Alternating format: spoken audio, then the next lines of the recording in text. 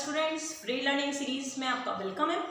हमने जो केमिस्ट्री का चैप्टर शुरू किया था, फर्स्ट चैप्टर, जिसमें हमने केमिकल रिएक्शंस देख लिए थे, क्या होती है केमिकल इक्वेशंस ये पढ़ लिया था हमने, बैलेंस कैसे करते इक्वेशन को ये भी देख लिया था। आज हम देखेंगे टाइप ऑफ केमिकल इक्वेशंस। जो केमिकल रिएक्शंस होती है वो पहला उसमें जो टाइप है वो है कॉम्बिनेशन रिएक्शन। कॉम्बिनेशन रिएक्शंस ऐसी रिएक्शंस जिसमें दो सब्सटेंस कंबाइन होके, two and more substance combine होके एक कंपाउंड का फॉर्मेशन करते हैं, एक कॉम्प्लेक्स कंपाउंड बनाते हैं, सब्सटेंसेस बनाते हैं, उसको हम कहते हैं कॉम्बिनेशन रिएक्शन। यानी जहां पे कॉम्बिनेशन होगा, यानी A प्लस B आपस में कंबाइन होके बनाएंगे AB। इसमें एक देख सकते हैं हम H2 plus O2 it gives H2O। जो फोटोसिंथेसिस रिएक्शन है वो एक तरह की कॉम्बिनेशन रिएक्शन है जिसमें कार्बन डाइऑक्साइड और वाटर, सिंपलर सब्सटेंस, कंबाइन होके बनाते हैं स्टार्च, जो कि एक कॉम्प्लेक्स सब्सटेंस है, प्लस ऑक्सीजन गैस। तो इस तरह से ये जो रिएक्शन होगी वो कॉम्बिनेशन रिएक्शन है। दूसरी आती है डीकंपोजिशन रिएक्शन। डीकंपोजिशन नाम से ही पता चल रहा है, डीकंपोज होना, ब्रेकडाउन हो जाना, जिसमें जो एक कंपाउंड है वो अपने सिंपलर सब्सटेंसेस में स्प्लिट हो जाता है। जैसे ए बी स्प्लिट होके बनाया A प्लस B। जैसे कैल्शियम हाइड्रोक्साइड से बना कैल्शियम ऑक्साइड प्लस वाटर, तो ये स्प्लिट हो गया अपने सिंपलर सब्सटेंसेस के अंदर। ऐसी रिएक्शन को हम डीकंपोजिशन कहते हैं। जो जनरली डीकंपोजिशन रिएक्शन होती है वो किसी भी सब्सटेंस को हीट करने पे, अगर मैं इसको हीट करूंगी तो ये टूट जाएगा, स्प्लिट हो जाएगा, तो हीट देने पे डीकंपोज हो जाए, ऐसी रिएक्शंस को थर्मल डीकंपोजिशन कहा जाता है। थर्मल का मतलब होता है हीट।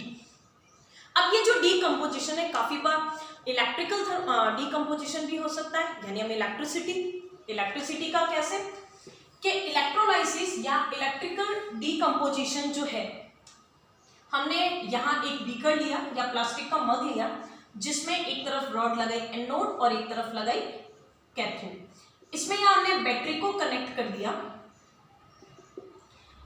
अब इसके अंदर वाटर सॉल्यूशन, वाटर को मिक्स किया, और हम जैसे इसमें करंट पास करेंगे तो ये जो वाटर है वो अपने H2 और O2 यानी अपने सिंपलर सब्सटेंसेस में टूट जाएगा, और इलेक्ट्रिसिटी प्रोवाइड करने से हो रहा है, इसीलिए हम इसको इलेक्ट्रिकल या इलेक्ट्रोलाइसिस डीकंपोजिशन भी कहते हैं।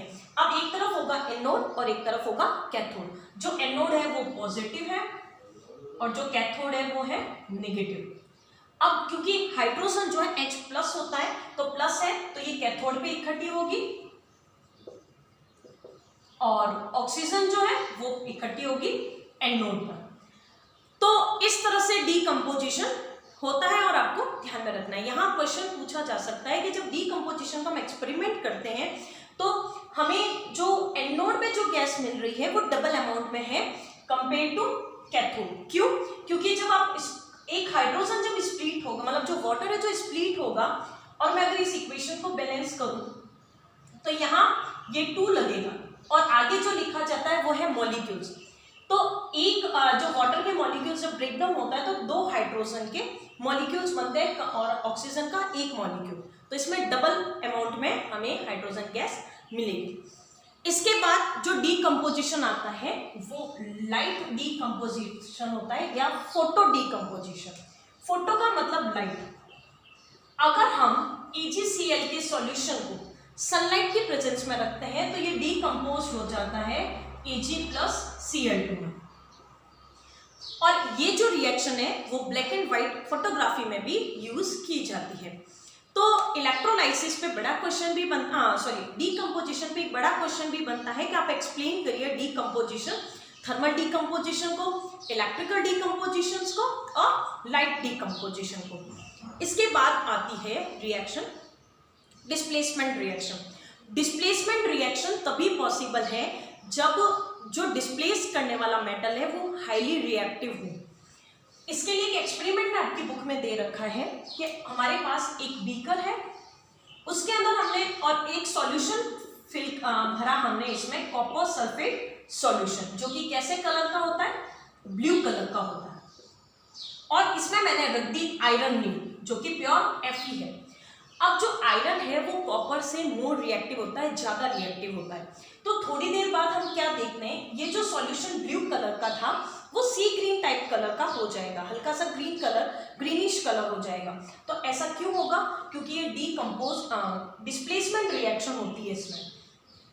तो ये जो CuSO4 है, ये आयरन इसको क्या करेगा, डिस्प्लेस कर देगा, इसको हटा के खुद आ जाएगा। तो ये हो जाएगा FeSO4 प्लस कॉपर। तो ये रिएक्शन क्या कहलाती है? Decomposition, sorry displacement reaction. हम इसको ऐसे लिख सकते हैं। तो ये C, B और A हो गया अलग। लेकिन ये तभी पॉसिबल है कि ये हाईली रिएक्टिव हो, जो डिस्प्लेस करने वाला मेटल हो वो दूसरे मेटल से हाईली रिएक्टिव होना चाहिए। अब जो नेक्स्ट आता है वो आता है डबल डिस्प्लेसमेंट रिएक्शन। जो डबल डिस्प्लेसमेंट रिएक्शन है उसमें जो मेटल्स होंगे वो अपने अपने आयोनिक पार्टनर चेंज कर देंगे। आज हमने रिएक्शंस के टाइप पढ़ी है, इसमें एक रिएक्शन रह गई रेडॉक्स रिएक्शन, जिसको हम थोड़ा डिटेल में पढ़ेंगे और उसके बाद हम NCERT के क्वेश्चन आंसर्स करेंगे। Have a nice day, bye, stay home, stay safe.